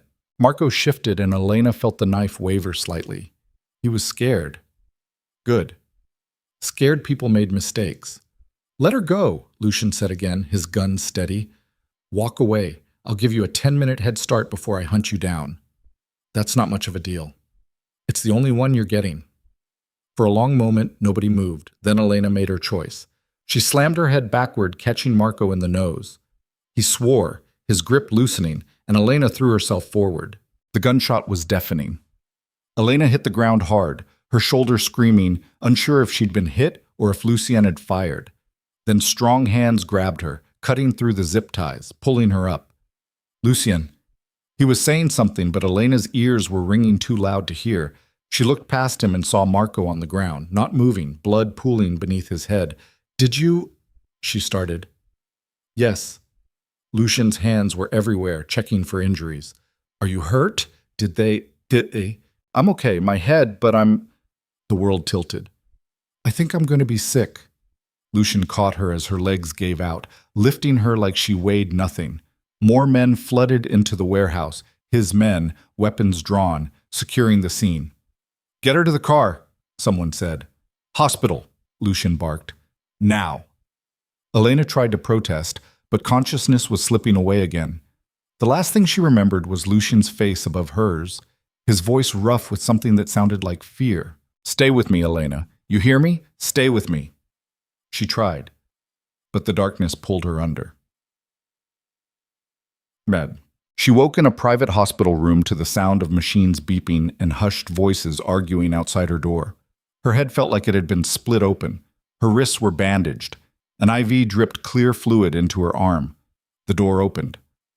Lucy walked in, and Elena had never seen him look so destroyed. His shirt was still blood-stained. His hands shook as he reached for hers. "You're awake," he said, his voice cracking. "How long?" 6 hours, concussion, dehydration, minor lacerations. His jaw tightened. "Could have been so much worse." "You found me." "Not fast enough." He sank into the chair beside her bed, his head dropping to their joined hands. "I'm so sorry, Elena. This is my fault. All of it." "No. They took you because of me. They hurt you because I was careless.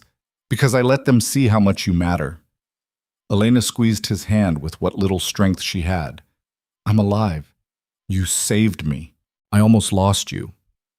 When he looked up, his eyes were wet. "When I walked into that commission meeting and got word you'd been taken, I lost my mind.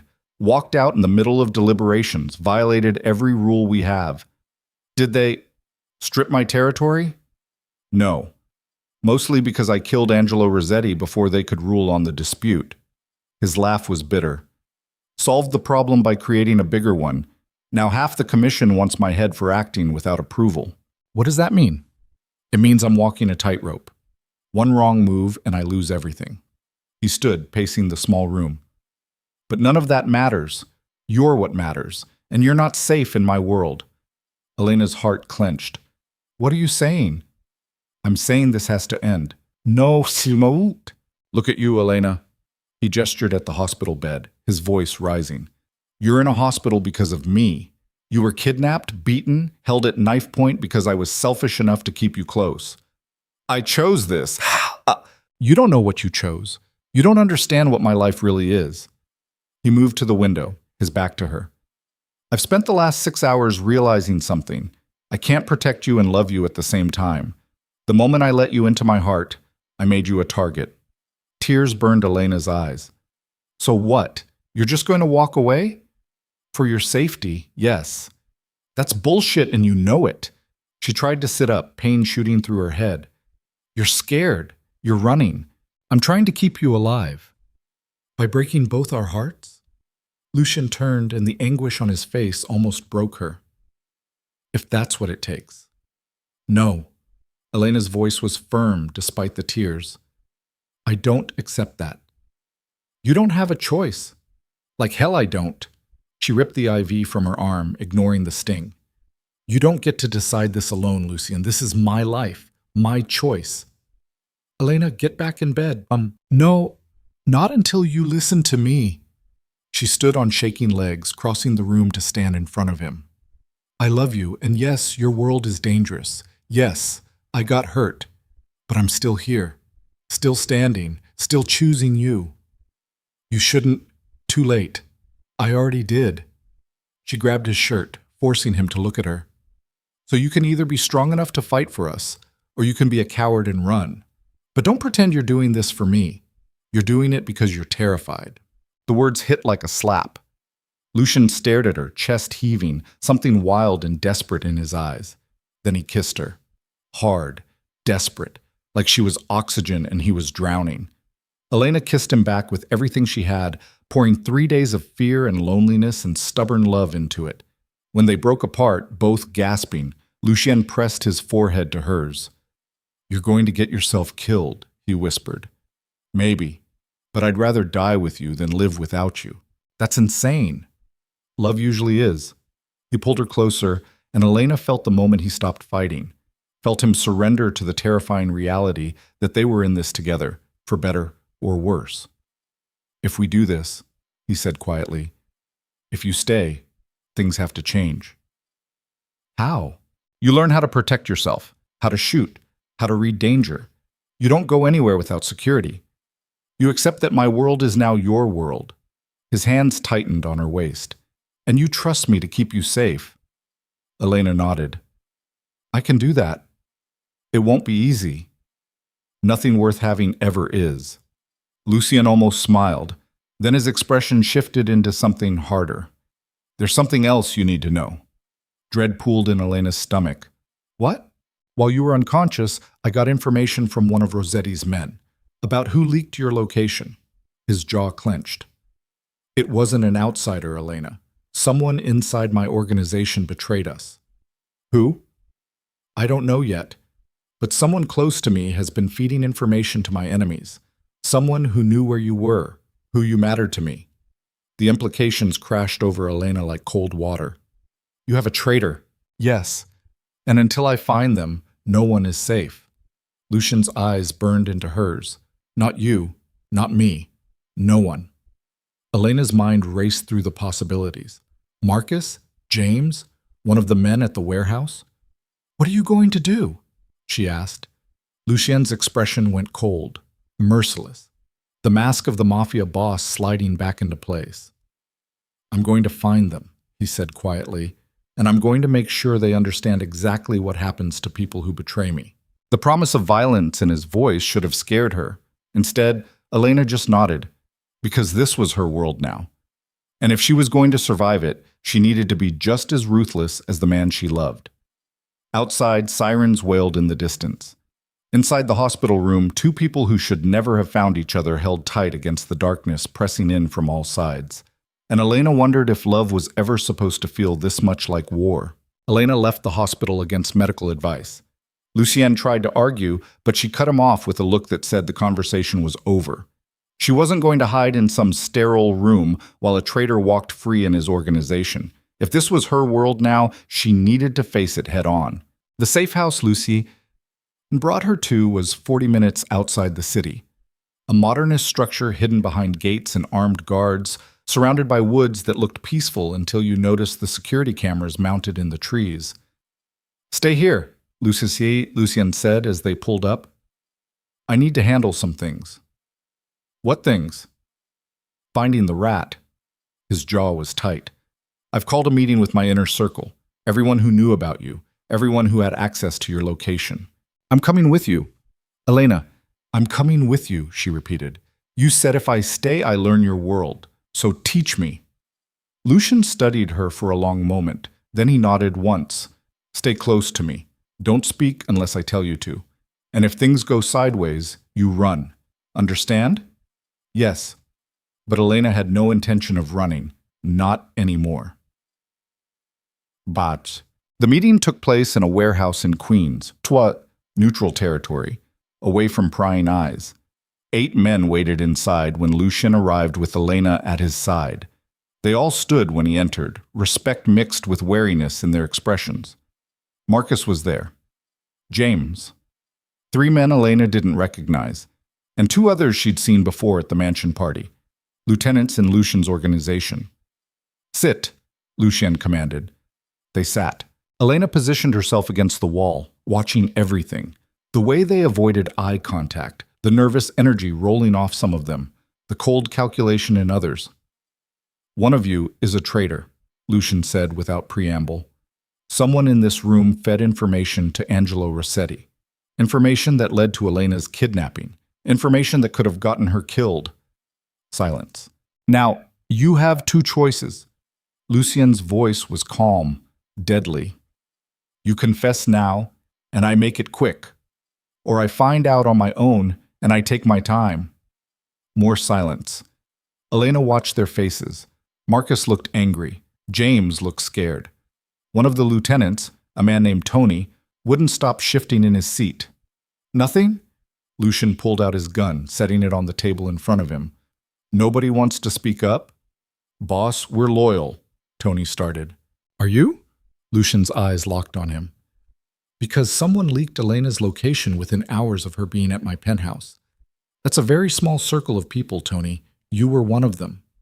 Tony went pale. I didn't. Then who did?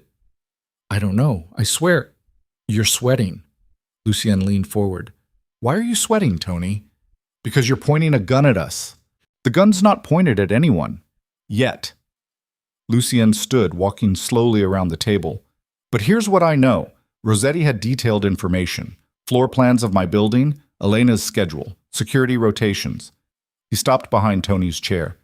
That's not casual surveillance. That's insider knowledge. Elena's heart hammered. She could feel the violence building in the room like pressure before a storm. Boss, please. Tony was shaking now. I've been with you for 10 years. Ew. Which makes the betrayal worse. Lucian grabbed Tony's shoulder. Last chance, tell me the truth. I didn't do anything. Lucian looked at Marcus. Check him. Marcus moved fast, patting Tony down. He found a phone in Tony's jacket, not his regular phone. A burner. The room went dead silent. That's not mine, Tony said desperately. Someone planted... Marcus turned it on, started scrolling. His expression darkened. Text messages, Marcus said, to a number registered to one of Rossetti's shell companies. Dates and times matching when Elena was moved. Tony tried to run.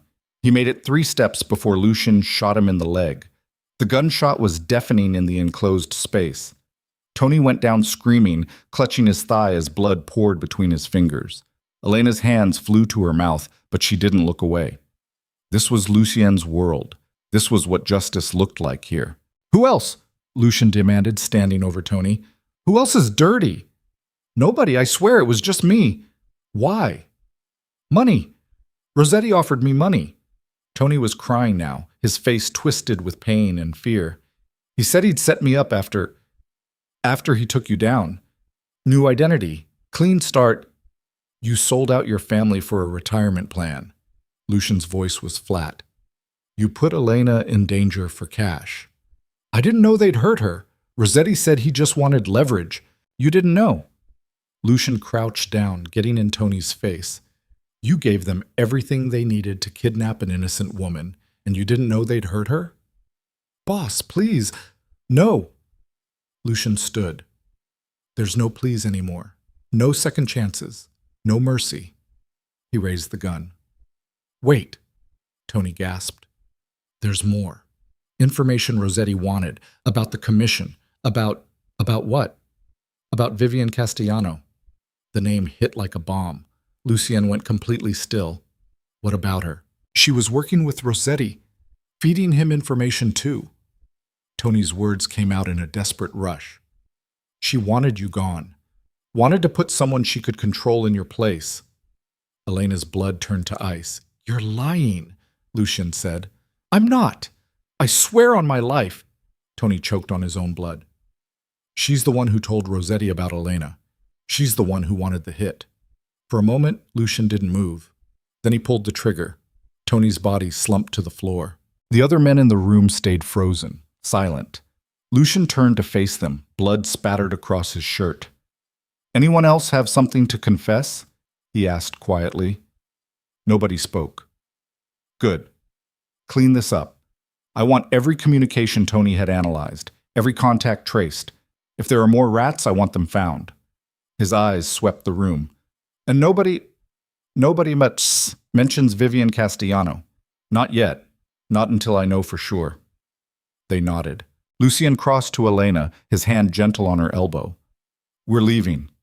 She let him guide her out, her legs shaking, her mind reeling from what she'd just witnessed. In the car, silence stretched between them. Are you okay? Lucian asked finally. Elena looked at him, at the blood on his hands, at the cold mask he wore like armor. I don't know, she said honestly. You shouldn't have seen that. Yes, I should have. She took a breath. If I'm going to be part of this, I need to see all of it, even the ugly parts. They're all ugly parts, Elena. Then I'll learn to live with ugly. Lucian's hands tightened on the steering wheel. What Tony said about Vivian, do you believe him? I don't know, but I'm going to find out. Not. Finding out meant digging into places even Lucian didn't usually touch.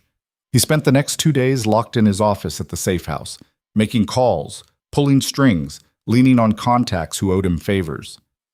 Elena watched him deteriorate. Less sleep, less food, more whiskey. The careful control he always maintained started cracking at the edges. On the third day, he got the confirmation he'd been dreading. Elena was reading when he walked into the living room, his phone in his hand, his face ashen. It's true, he said. What? Vivian, everything Tony said. He showed her the phone, transcripts of intercepted communications, financial records, meeting logs. She's been working against me for months, since before I even met you. Elena's stomach dropped. Why? Because I refused to marry into her family. Refused to give her leverage over my organization. Lucian's laugh was bitter. She wanted to control me through an arranged marriage to some cousin I'd never met. When I said no, she decided to remove me entirely. And Rossetti was her weapon. She fed him information, funded his attacks, promised him my territory if he succeeded. Lucian's hands were shaking. She used my feelings for you as the final nail, painted me as weak and compromised to the commission. We have to expose her. We can't. He sank onto the couch. She sits on the commission. Half the families owe her favors. If I accuse her without ironclad proof, they'll turn on me. You have proof. Not enough. Everything I have is circumstantial. Could be interpreted as someone trying to frame her. His jaw clenched. She's smart. Careful. Every communication went through cutouts and intermediaries. Elena moved to sit beside him. So what do we do? I don't know. For the first time since she'd met him, Lucian looked lost. If I do nothing, she keeps coming after us. If I move against her without the commission's backing, I start a war I can't win. Then we get the commission's backing. How? Elena's mind raced. Then an idea struck. Dangerous, possibly insane, but maybe their only option. We make her reveal herself, Elena said. What?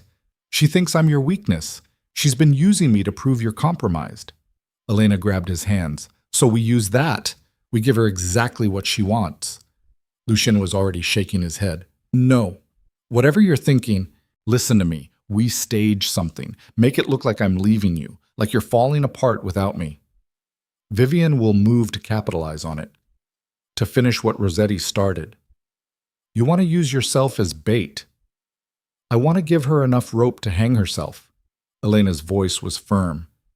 If she thinks you're vulnerable, she'll make a move, a real one, something the commission can't ignore. And if she doesn't take the bait, then we're no worse off than we are now. Lucian stared at her like she'd lost her mind. This is insane. You have a better idea? He didn't, and they both knew it. If we do this, he said slowly, you're going to be in real danger. Vivian won't send flowers and warnings. She'll come to kill you. I know. Elena, I'm doing this, Lucien, with or without your help. She met his eyes. So you can either work with me and keep me as safe as possible, or you can try to stop me and I'll do it anyway. The fear in his expression almost made her back down. Almost. You're the most terrifying woman I've ever met, he said finally. Good. Then we match. Despite everything, Lucien almost smiled.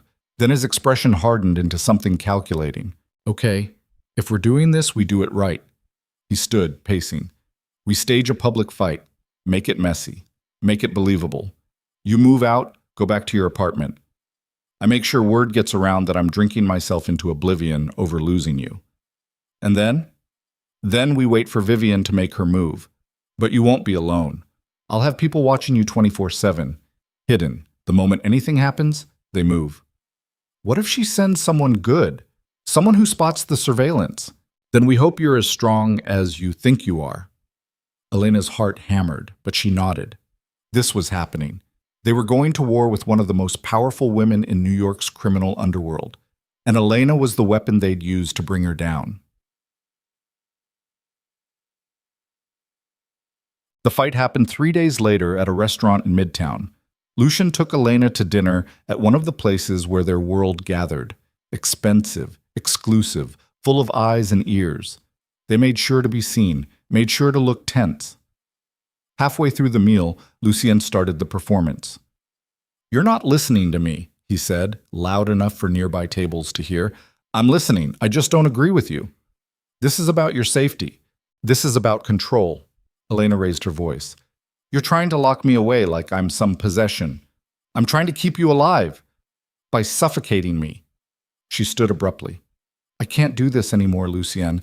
I can't live in a cage. Elena, sit down. No, I'm done. She grabbed her purse. I'm going home, my real home, not some safe house in the middle of nowhere. Lucien stood too, playing his part perfectly. If you walk out that door, What? You'll what? She stepped closer, her voice dropping just enough that only he could hear. This is the plan. Stick to it. Then louder. We're over. She walked out. Behind her, she heard the murmur of conversation starting. Phones coming out, word spreading. Perfect. Elena took a cab back to her apartment in Brooklyn, her hands shaking the entire way. When she got inside, she locked the door, checked every window, and tried to calm her racing heart. Somewhere out there, Lucien's hidden security was watching. Somewhere out there, Vivian Castellano was hearing about the breakup. And somewhere out there, a target was painting itself on Elena's back. 3 days passed. Elena went to work at the bookstore, came home alone, acted like her heart was broken. It wasn't entirely acting, even knowing this was fake, even knowing Lucien was orchestrating everything from a distance. The loneliness felt real, the fear felt real. On the fourth night, something changed. Elena was closing the bookstore when she noticed the car across the street. Black sedan, tinted windows, engine running, not one of Lucien's. Her pulse kicked up. She locked the front door, keeping her movements casual, then walked toward the subway like she did every night. The car didn't follow, but when she came up from the underground 3 blocks from her apartment, it was there again. Different car, same feeling. Elena's hand went to her phone. She had a panic button app Lucien installed. One press, and his entire security team would descend. She didn't press it, not yet. She needed whoever this was to make a real move, something concrete, something that would prove Vivian's involvement. Elena walked to her building, climbed the stairs, unlocked her apartment door. The knife was already in her hand when she stepped inside. Lucien made her carry it, taught her how to use it, where to cut to disable someone long enough to run. The apartment was dark, empty. Elena flipped the lights, checking every room. Nothing. She was being paranoid. Then she saw the envelope on her kitchen table. White paper, gold edging, her name in familiar script. Her blood turned to ice. She opened it with shaking hands. You made the right choice leaving him. But you still know too much. We'll be in touch about fixing that problem. A friend. No signature, no explicit threat. But the message was clear. They were coming for her. Elena pulled out her phone, her thumb hovering over the panic button. Then the lights went out. She spun, the knife extended, her heart hammering so loud she could barely hear. Footsteps in the hallway outside her door, the doorknob turning. She'd locked it. She knew she'd locked it, but the door opened anyway. A figure stepped inside, tall, broad-shouldered, moving with professional precision. Elena Hart? Male voice, calm, polite. Stay back. She raised the knife. I'm not here to hurt you, just to deliver a message. What message? From Mrs. Castellano. She'd like to meet with you, privately, to discuss your situation. What situation? Your relationship with Mr. Moretti. Your knowledge of certain business matters. She thinks you could use some guidance. Get out of my apartment. I understand you're scared. I said get out. The man took a step forward. Elena pressed the panic button. Then she ran. She made it to the bedroom, slamming the door, shoving her dresser against it. Her apartment had a fire escape outside the window. Lucienne made her check it the first night, made sure she knew the route. She was halfway out the window when the bedroom door exploded inward. The man was faster than she expected. He grabbed her ankle, yanking her back inside. Elena kicked wildly, catching him in the face. He swore, his grip loosening. She fell out the window onto the fire escape, her shoulder hitting metal hard enough to make her vision blur. Move, move, move. Elena scrambled down the ladder, her hands slipping on the rain-slick metal. She could hear the man behind her, following, getting closer. She hit the alley at a dead run. Ahead, the street. People. Lights. Safety. Behind, footsteps pounding closer. Elena burst onto the sidewalk, screaming for help. Headlights flooded the street. Tires screeched. Then Marcus was there, pulling her toward a black SUV while James stepped between her and her pursuer. Get in, Marcus shouted. Elena dove into the back seat. The SUV peeled out before the door even closed. Through the back window, Elena saw James holding the man at gunpoint, while more of Lucien's security flooded the scene. You okay? Marcus asked, his eyes on her in the rearview mirror. Elena's hands were shaking so bad she could barely speak. Fine. I'm fine. Boss is on his way to the secondary safe house. We're meeting him there. Did you get him, the guy? James has him. He'll make sure we get answers. Elena leaned back, her heart still racing, adrenaline making her feel like she might vibrate apart. It worked. They'd gotten Vivian to move. Now they just had to prove it.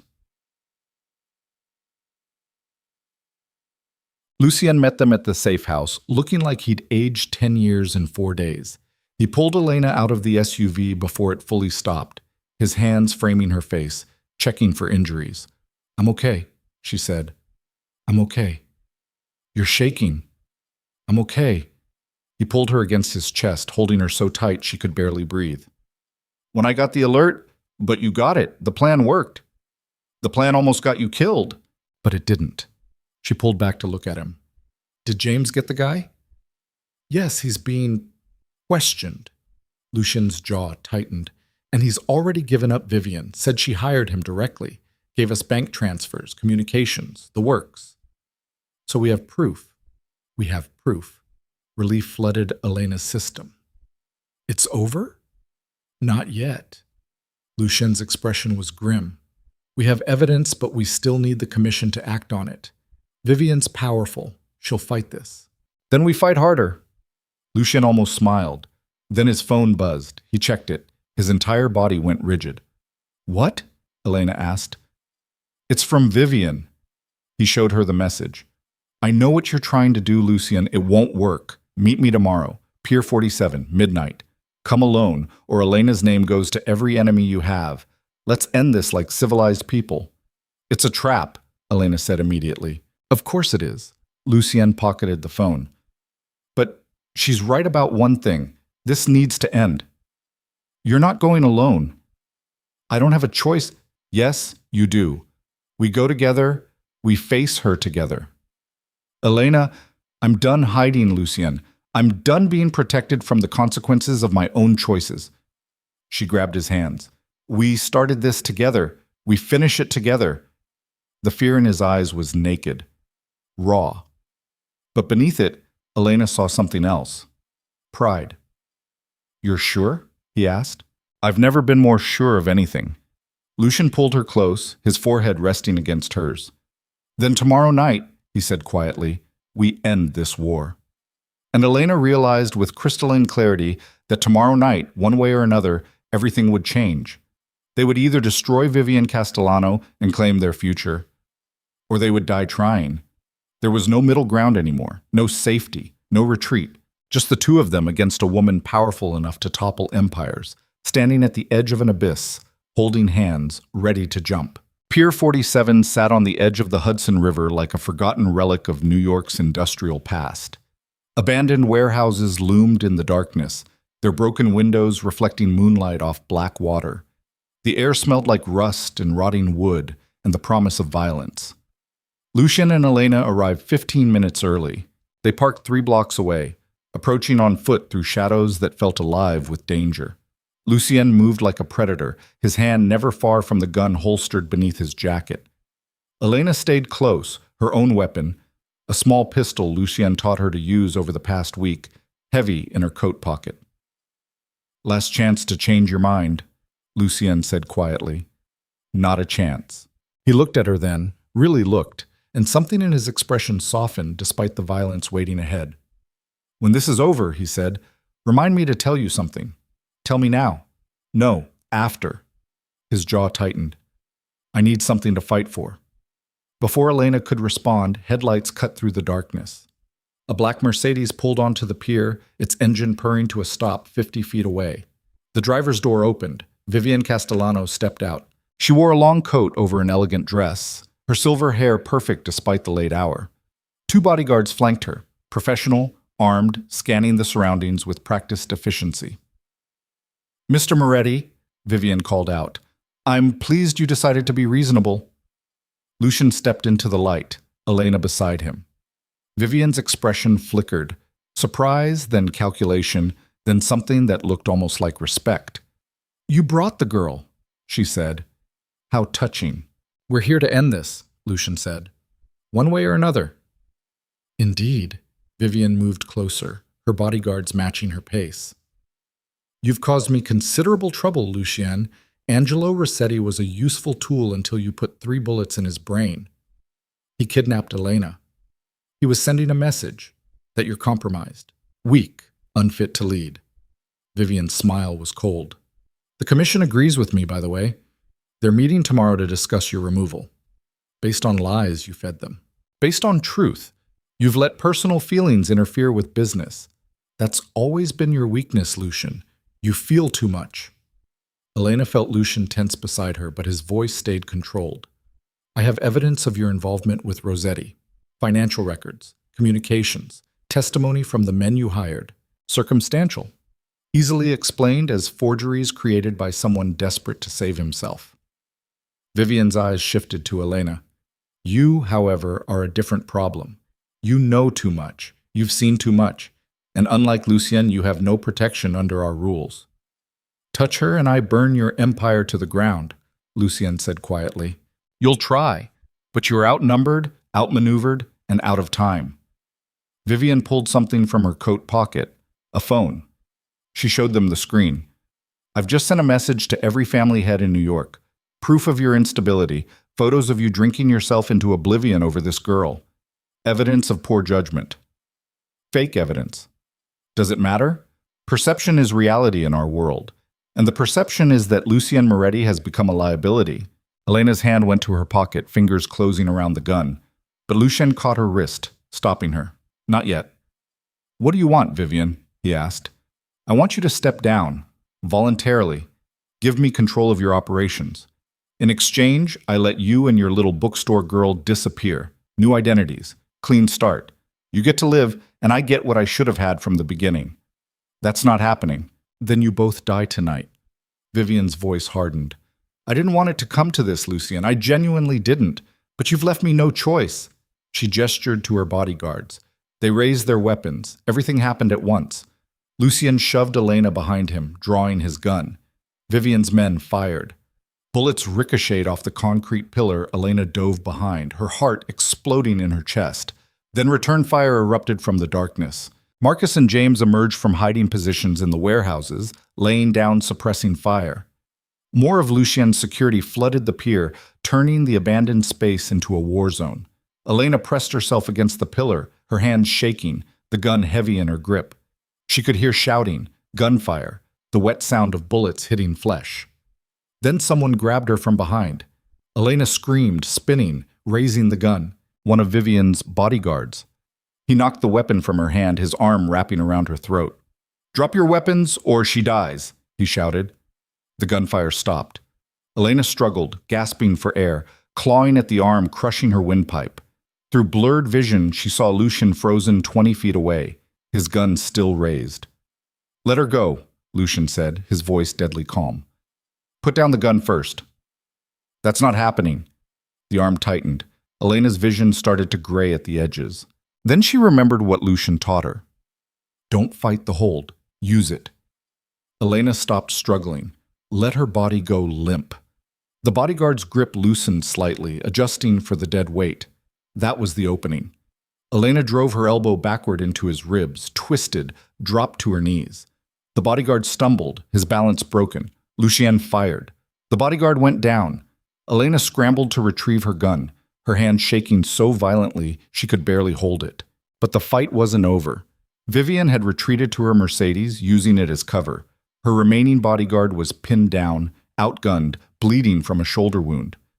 "This is over, Vivian," Lucien Chalichian called out. "Surrender now, and I'll let you live to face the commission." "You think you've won?" Vivian's laugh echoed across the pier. "Even if you kill me, the damage is done. The commission will never trust you again. You'll spend the rest of your life looking over your shoulder. Better than the alternative, which is dying tonight knowing you failed." Silence stretched. Then Vivian stepped out from behind the Mercedes, her hands raised. "You're right," she said. "I have failed. But I'm not going to give you the satisfaction of watching me grovel." She pulled a gun from her coat. Time slowed. Lucien raised his weapon. Marcus shouted a warning. James moved to intercept, but Vivian wasn't aiming at Lucien, she was aiming at Elena. The shot rang out. Elena felt the impact before she heard it. A sledgehammer blow to her chest that knocked her backward. She hit the ground hard, her head cracking against concrete. The world tilted, spun. She couldn't breathe, couldn't think. Through the haze of pain and shock, she heard Lucien screaming her name, heard more gunfire, heard Vivian's voice cut off mid-sentence. Then Lucien was there, his hands on her face, his voice breaking. "Elena! Elena, stay with me. Look at me." She tried to focus on his face, but everything was fading.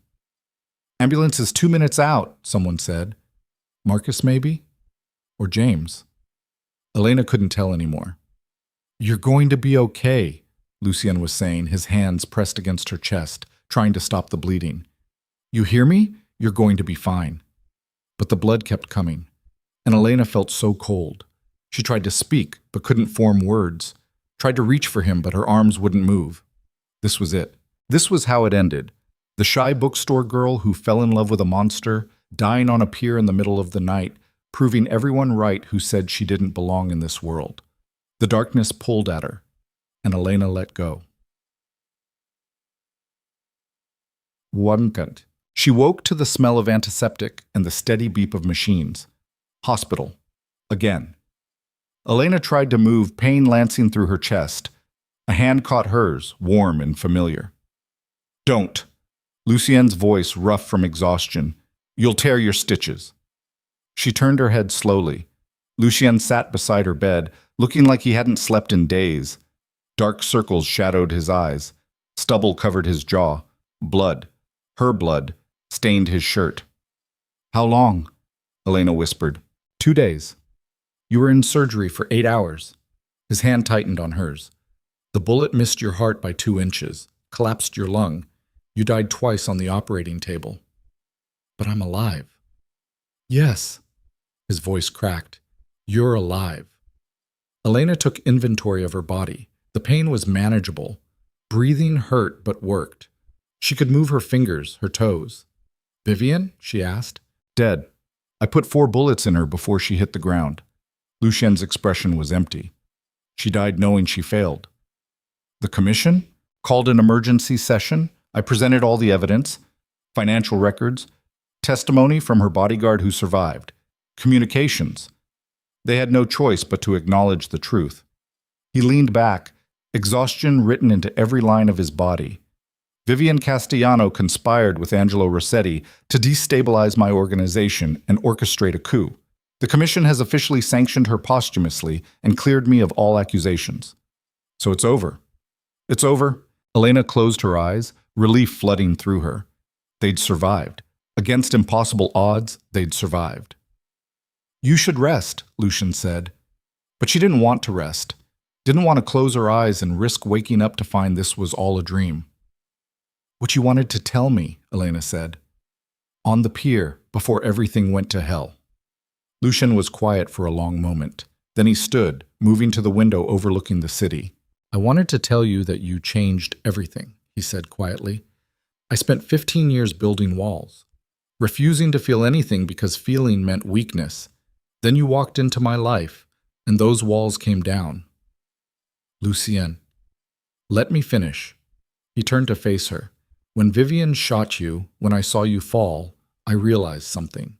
I've been so focused on keeping you safe from my world that I forgot the most important thing. What? That you're stronger than I ever gave you credit for. You didn't need me to protect you. You needed me to trust you. His voice roughened. And I'm sorry I didn't trust you sooner. Tears burned Elena's eyes. I'm not that strong. I'm terrified half the time. Being scared doesn't make you weak. It makes you human. He moved back to her bedside, taking her hand again. And you're the most human thing in my life. That's not a compliment. Yes, it is. He lifted her hand to his lips, kissing her knuckles gently. You remind me that there's more to life than power and violence. That love isn't a weakness. That maybe I can be something other than a monster. You were never a monster. I was. I am. I've done terrible things, Elena. Things that would make you run if you knew. I know enough. She squeezed his hand. And I'm still here. Lucien's eyes closed. When he opened them again, they were wet. Marry me, he said. Elena's heart stopped. What? Marry me. Not because my world demands it. Not because it makes strategic sense. Just because I love you and I can't imagine my life without you in it.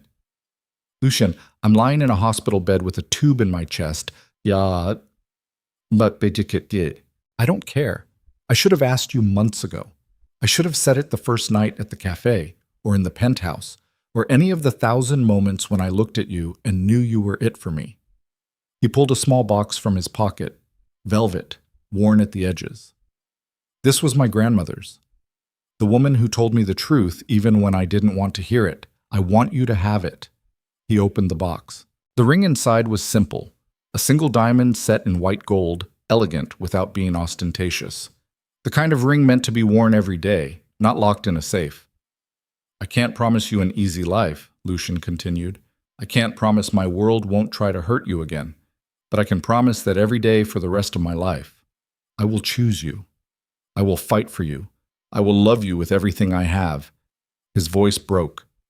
So please, say yes. Elena looked at the ring, at this man who'd killed for her, bled for her, broken himself open in ways she knew cost him everything. The smart answer was no. No, because his world was dangerous. No, because she'd been shot twice in 2 months. No, because every rational part of her brain said this would end in tragedy. But love was never rational. Yes, Elena whispered. Lucien's expression shattered with relief.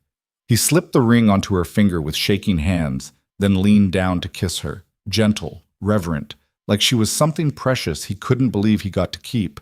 When he pulled back, both of them were crying. We're insane, Elena said. Completely. This is never going to be normal. I don't want normal. I want you. She pulled him down for another kiss, ignoring the pain in her chest, feeling nothing but the certainty that this, him, was worth every scar, every nightmare, every brush with death. They'd earned this, and nobody could take it away. Elena stayed in the hospital for another week. Lucien never left her side except when forced out by nurses who insisted he needed to sleep in an actual bed. He brought her books from her apartment, her favorite tea, fresh flowers every day that weren't white roses for once, but bright wildflowers that made the sterile room feel alive. Maya came to visit on the third day. She stood in the doorway for a long moment, taking in the bandages, the machines, the engagement ring on Elena's finger. "You're completely insane," Maya said finally. "I know. You could have died." "I know that too." Maya crossed the room, pulling Elena into a careful hug that avoided the injuries. "I thought I lost you." "You almost did." Elena hugged her back. "I'm sorry for dragging you into this, for not listening when you tried to warn me. You're my family, Elle. You don't have to apologize for living your life." Maya pulled back, wiping her eyes. "Even if your life gives me a heart attack. How's Richard?" "Relieved. Vivian was making his life hell too. The whole family is breathing easier with her gone." Maya glanced at Lucien, who'd stepped out to give them privacy. "He really loves you." "I know. And you love him." "Yes." "Then I guess that's all that matters." Maya squeezed her hand. "Just promise me you'll be careful, please." "I promise." It was a promise Elena intended to keep. She was released from the hospital 3 weeks after the shooting. Lucien brought her not to the penthouse, but to a house in Westchester. Far enough from the city to feel peaceful, close enough to reach Manhattan in an hour. It sat on 5 acres of wooded property, surrounded by security that was invisible until you knew where to look. "I bought it a month ago," Lucien said as they pulled up the long driveway. "After Rossetti, I realized I needed a place that felt like home instead of a fortress." The house was beautiful, modern but warm, with floor-to-ceiling windows overlooking the trees and a kitchen that actually looked used instead of staged. "You hate it," Lucien said, watching her face. "No, I love it." Elena turned to him. "I just can't believe this is real." "Believe it." He pulled her close. "This is us. This is the life we get to build." Over the next few months, that's exactly what they did. Elena slowly returned to work at the bookstore, though she cut her hours and Mrs. Chen hired additional help. Lucien began the careful process of legitimizing his business interests, stepping back from the violent parts of his empire and building something legal in their place. It wasn't easy. There were threats, challenges from rivals who saw the transition as weakness, nights when Lucien came home exhausted and bloodied, and Elena had to remind him why they were doing this. But they were building something that couldn't be destroyed by bullets or betrayal. They were building a future. The wedding happened on a cool October morning 6 months after the shooting. No cathedral, no press, no criminal families making power plays disguised as celebration. Just a small ceremony in the garden of their Westchester home, surrounded by the handful of people who'd stood by them through everything.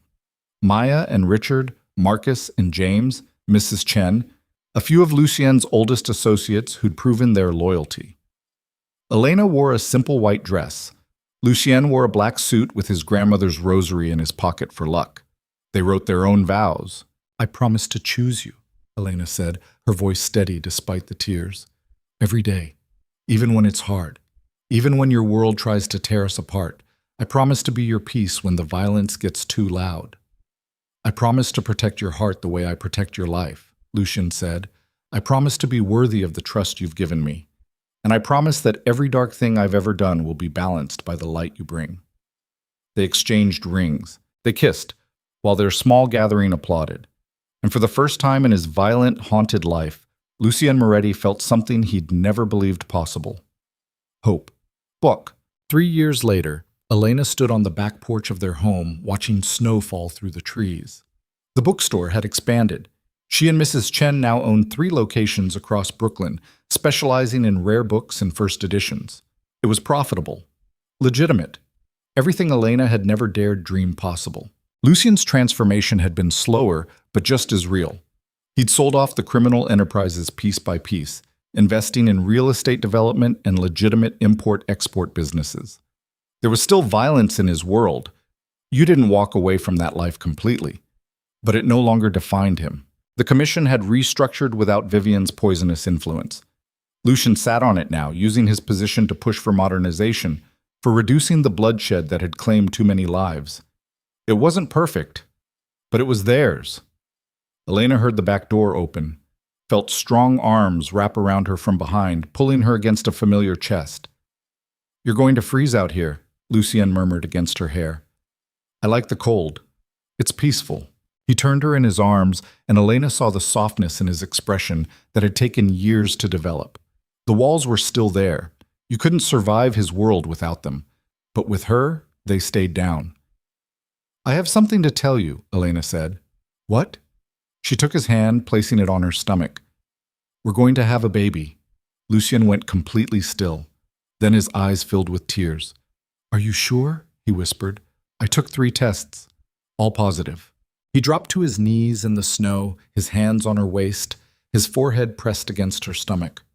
Elena ran her fingers through his hair, feeling him shake. "I'm terrified," he admitted. "What if I can't protect them? What if my past—" "Then we'll face it together, just like everything else." She tilted his chin up.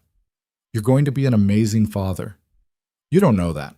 "Yes, I do, because you've spent 3 years learning how to love instead of how to survive. And that's the most important thing any parent can teach."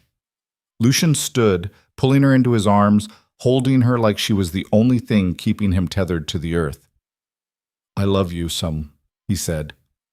"More than I thought I was capable of loving anyone." "I know.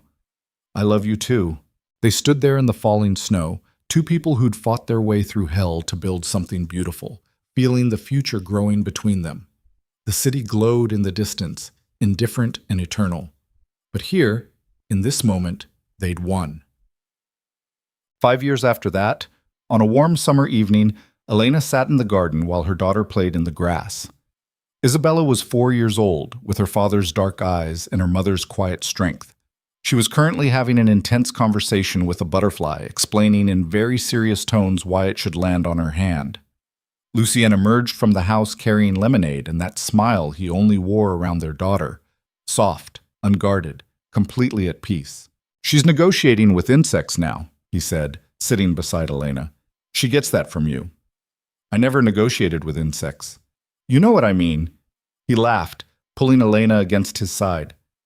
They watched Isabella chase the butterfly, her laughter bright in the fading light. "Do you ever regret it?" Lucien asked quietly. "Walking into my world, everything that happened." Elena thought about the question, really thought about it. The fear, the violence, the night she'd spent terrified, the scars she still carried, physical and otherwise. But then she looked at Lucien, at Isabella, at the life they'd built from ashes and blood and impossible choices. "No," she said, "not for a second. Even when I was impossible? Especially then." She turned to kiss him. "You were worth fighting for." "So were you." Isabella ran over, throwing herself into Lucien's lap with complete trust. He caught her easily, swinging her up while she giggled. "Daddy, the butterfly said it has important butterfly business and can't play today," she announced solemnly. "That's very professional of the butterfly.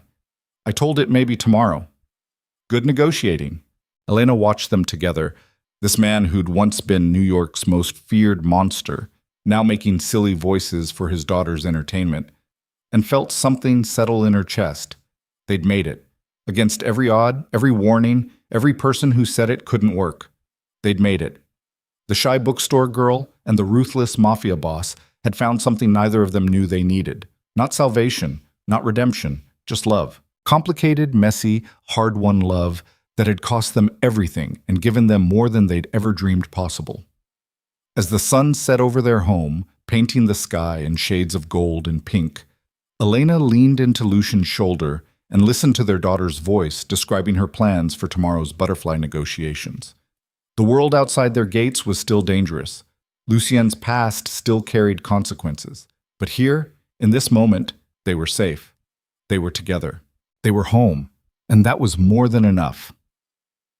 Years ago, on a rainy night outside a mansion full of dangerous people, Elena Hart had stumbled into a hallway and met a man who would change everything. She'd been terrified, invisible, convinced she didn't belong. Now she sat in a garden she helped plant, beside a man she'd chosen despite every reason not to, watching their daughter chase butterflies through grass that grew wild and free. She'd found where she belonged, not in the shadows of his world, not in the safety of her old life, but somewhere in between, in the space they'd carved out together, built from honesty and sacrifice and the stubborn refusal to give up on each other. It wasn't the fairy tale she'd read about in books. It was better. It was real. It was theirs. And as the stars began to appear in the darkening sky, Elena closed her eyes and sent a silent thank you to the universe that had brought them together. To every moment of fear that led to courage, to every brush with death that made life sweeter, to every impossible choice that brought them here, to this perfect, imperfect, hard-won life. Isabella's laughter rang out again, pulling Elena back to the present.